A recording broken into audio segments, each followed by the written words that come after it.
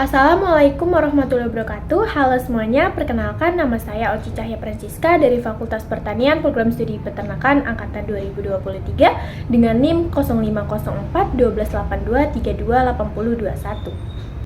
Jati diri sebuah bangsa salah satunya dapat dilihat dari bahasa, tak terkecuali bahasa Indonesia sebagai bahasa nasional bangsa Indonesia.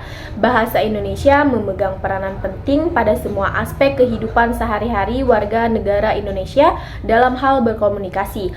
Seringkali dengan alasan mempermudah komunikasi, tidak sedikit orang menggunakan bahasa Indonesia dengan tidak baik dan benar. Karena itu, perlu adanya kepatuhan dalam penggunaan bahasa Indonesia agar pertahanan bahasa Indonesia tetap terjaga, mengingat banyak pengaruh dikarenakan globalisasi, salah satunya pada sektor pendidikan. Penting untuk dilakukan peningkatan pendidikan bahasa Indonesia baik di SD, SMP, SMA, atau sederajat hingga perguruan tinggi, dimulai dari peningkatan kemampuan berbahasa para pengajar yang kemudian diharapkan dapat menjadi contoh untuk peserta ajarnya. Jika kita melihat di lapangan, para pengajar maupun peserta ajar belum sepenuhnya menggunakan bahasa Indonesia secara baik dan benar. Selain sebagai jati diri atau identitas bangsa, fungsi bahasa Indonesia yaitu merupakan lambang kebangsaan nasional dan pemersatu berbagai lapisan masyarakat yang berbeda latar belakang sosial budaya. Seiring dengan perkembangan zaman, bahasa Indonesia mengalami perkembangan baik ke arah positif maupun negatif. Keadaan yang ada sekarang adalah fungsi bahasa Indonesia mulai digantikan atau tergeser oleh bahasa asing dan adanya perilaku yang cenderung menyelipkan istilah asing. Padahal padanan dalam bahasa Indonesianya ada, dikarenakan sikap yang meyakini bahwa akan terlihat modern dan terpelajar jika menggunakan istilah atau bahasa dalam berkomunikasi pada pergaulan sehari-hari. Hal tersebut berdampak pada eksistensi bahasa Indonesia. Generasi milenial ialah masa adanya peningkatan penggunaan dan keakraban dengan komunikasi, media, dan teknologi digital seperti sekarang ini. Generasi yang hidup di era milenial ini memiliki karakter yang khas. Sejak di bangku sekolah, sudah menggunakan gawai dan menjadikan internet sebagai kebutuhan pokok. Selalu terhubung dengan internet supaya dapat mengakses hal-hal baru atau sekedar bersosialisasi dalam media sosial. Generasi saat ini disebut dengan generasi milenial, yaitu generasi yang lahir antara 1980 sampai 2000-an. Penggunaan bahasa Indonesia di kalangan remaja. Dahulu, bahasa Indonesia digunakan dengan baik dan benar, sesuai kaidah berbahasa yang tepat. Namun kini, seiring dengan perkembangan teknologi dan pengaruh budaya luar, bahasa Indonesia rusak justru di tangan para pemudanya sendiri. Penggunaan bahasa Indonesia oleh remaja masa kini, terutama di kota-kota besar, sangat tidak sesuai dengan kaidah berbahasa yang baik dan benar. Remaja mencampur adukan bahasa Indonesia dengan bahasa-bahasa daerah dan bahasa asing, kemudian menyebutnya sebagai bahasa gaul. Kosakata baru banyak muncul untuk mengganti kata-kata dalam bahasa Indonesia. Misalnya gue yang berarti bahasa Betawi digunakan untuk mengganti saya, lo untuk mengganti kata kamu, nyokap dan bokap untuk mengganti kata ayah dan ibu. Dan muncul kosakata yang tidak jelas artinya seperti lebay, kamseupai, dan muncul partikel-partikel seperti sih dan dong. Tronisnya, penggunaan bahasa gaul ini tidak hanya di lingkungan pergaulan, namun telah mendarah daging dan tak jarang digunakan remaja di sekolah, bahkan ketika tes atau pelajaran bahasa Indonesia sekalipun. Di sekolah, remaja spontan berbicara dengan bahasa gaul dengan teman dan guru karena telah terbiasa menggunakannya dalam percakapan sehari-hari dan menulis pesan singkat. Mulai dari remaja di tingkat sekolah menengah pertama, sekolah menengah atas, sampai para mahasiswa. Sebagian besar dari mereka saat berkomunikasi telah jauh dari susunan keindonesiaan yang baik dan benar. Walaupun seperti yang kita ketahui, mereka semua berada dalam kalangan akademik yang masih mendapatkan pendidikan. Tetapi pada kenyataannya, bahasa Indonesia yang telah disusun rapi dengan EYD telah jauh dilupakan. Dari pengaruh tersebut didapatkan 3 bahasa yang digunakan remaja saat ini, yaitu yang pertama bahasa prokem atau bahasa gaul, merupakan bahasa yang digunakan di kalangan pemuda ataupun remaja yang dalam penggunaan bahasa seenaknya sendiri, sehingga masyarakat tidak dapat memahaminya dalam proses komunikasi. Bahasa gaul merupakan bahasa yang digunakan di kalangan remaja karena pengaruh arus globalisasi. Bahasa gaul juga merupakan ragam bahasa Indonesia non-standar yang lazim digunakan di Jakarta pada tahun 1970-an yang kemudian digantikan oleh ragam yang disebut sebagai bahasa gaul, bahasa karena pengaruh waktu. Kedua, yaitu bahasa asing.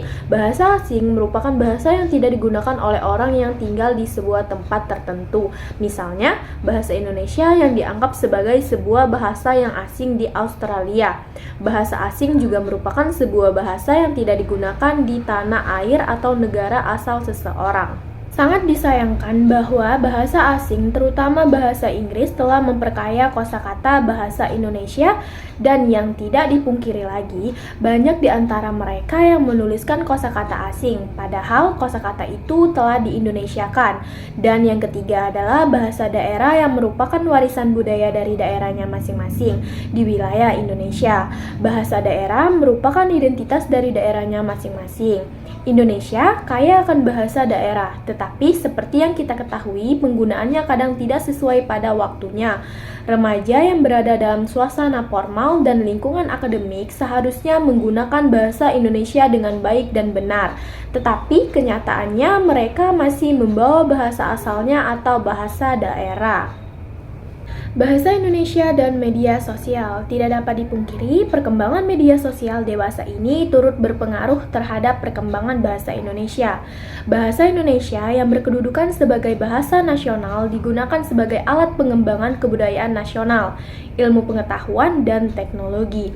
Kebudayaan nasional yang beragam rasanya sulit disebarluaskan kepada seluruh masyarakat yang juga beragam bahasa daerah dengan menggunakan bahasa selain bahasa Indonesia. Hal ini juga berlaku dalam penyebarluasan ilmu pengetahuan dan teknologi modern, termasuk dalam penggunaan media sosial. Media sosial dalam praktiknya menggunakan bahasa sebagai medium utama untuk saling berinteraksi. Bahasa menjadi prasyarat mutlak agar komunikasi para penggunanya dapat berjalan lancar. Di Indonesia, media sosial seperti Facebook, Instagram, dan Twitter menjadi media yang paling populer digunakan semua lapisan masyarakat untuk berkomunikasi atau sekedar unjuk diri. Setiap generasi tumbuh dengan cirinya masing-masing. Kehidupan manusia yang sekarang ini terjadi dan kita saksikan bersama adalah kehidupan yang serba misterius dan makin sulit ditebak arahnya. Perubahan yang terjadi dalam skala luas makin ditentukan oleh kebijakan individu, bukan hanya ditentukan negara atau organisasi-organisasi. Contoh yang sangat jelas, misalnya kita bisa menciptakan popularitas individu melalui Instagram, Facebook, atau situs media sosial lainnya dengan cepat dan praktis.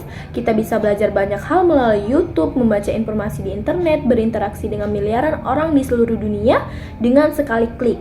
Itulah umumnya generasi milenial, generasi teknologi informasi yang berbeda dengan generasi sebelumnya, yaitu generasi X, baby boomers, hingga generasi tradisional. Menurunnya derajat bahasa Indonesia. Bahasa Indonesia masih sangat muda usianya dibandingkan dengan bahasa lainnya. Tidak mengherankan apabila dalam sejarah pertumbuhannya, perkembangan bahasa yang lebih maju. Seperti kita ketahui bahwa perkembangan ilmu pengetahuan dewasa ini dikuasai oleh bangsa-bangsa barat, merupakan hal yang wajar apabila bahasa mereka pula menyertai penyebaran ilmu pengetahuan tersebut ke seluruh dunia. Indonesia sebagai negara yang baru berkembang tidak mustahil menerima pengaruh dari negara asing.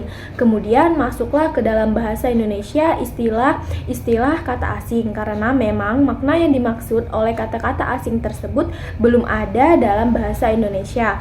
Sesuai sifatnya sebagai bahasa represif, sangat membuka kesempatan untuk itu. Melihat kondisi seperti ini, timbullah beberapa anggapan yang tidak baik. Bahasa Indonesia dianggap sebagai bahasa yang miskin, tidak mampu mendukung ilmu pengetahuan yang modern. Pada pihak lain muncul sikap mengagung-agungkan bahasa Inggris dan bahasa asing lainnya.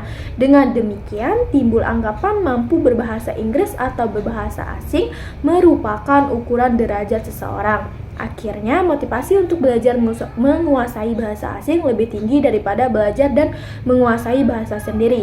Kenyataan adanya efek sosial yang lebih baik bagi orang yang mampu berbahasa asing daripada bahasa Indonesia. Hal ini lebih menurunkan lagi derajat bahasa Indonesia di mata orang awam. Nah, bagaimana sih pandangan terhadap permasalahan bahasa Indonesia saat ini, penyebab-penyebabnya, dan solusi-solusinya? Menurut pandangan saya, masalah kebahasaan generasi muda ini, kita menghadapi beberapa masalah kebahasaan, termasuk penggunaan bahasa non-formal, penurunan kemampuan ejaan dan tata bahasa, dan kurangnya penghargaan terhadap bahasa daerah. Untuk menyebab masalah kebahasaan ini, yang pertama adalah pengaruh media sosial. Penggunaan media sosial yang luas dengan format pesan singkat dan bahasa gaul telah memengaruhi cara generasi muda berkomunikasi, cenderung mengurangi tingkat formalitas bahasa. Yang kedua, penggunaan gadget. Ketergantungan pada perangkat elektronik seperti smartphone menyebabkan komunikasi yang lebih singkat dan tidak formal, mengurangi kesempatan untuk berlatih bahasa yang baik. Yang ketiga, kurangnya kesadaran. Banyak generasi muda mungkin kurang memiliki kesadaran tentang pentingnya menjaga dan menghargai bahasa Indonesia dengan baik.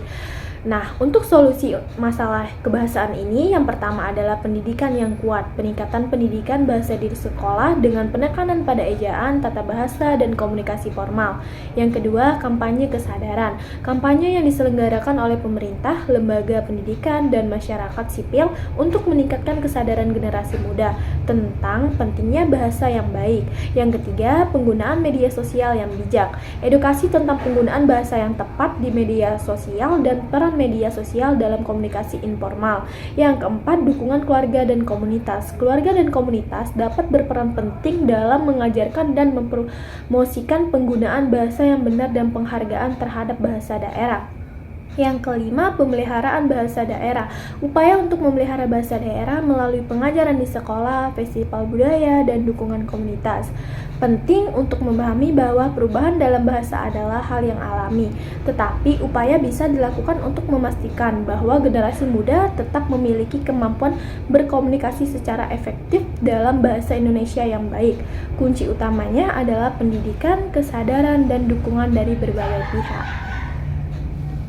Baiklah, itu saja yang bisa saya sampaikan. Apabila ada kesalahan penyampaian materi dan kesalahan kata, saya mohon maaf. Saya akhiri dengan wassalamualaikum warahmatullahi wabarakatuh.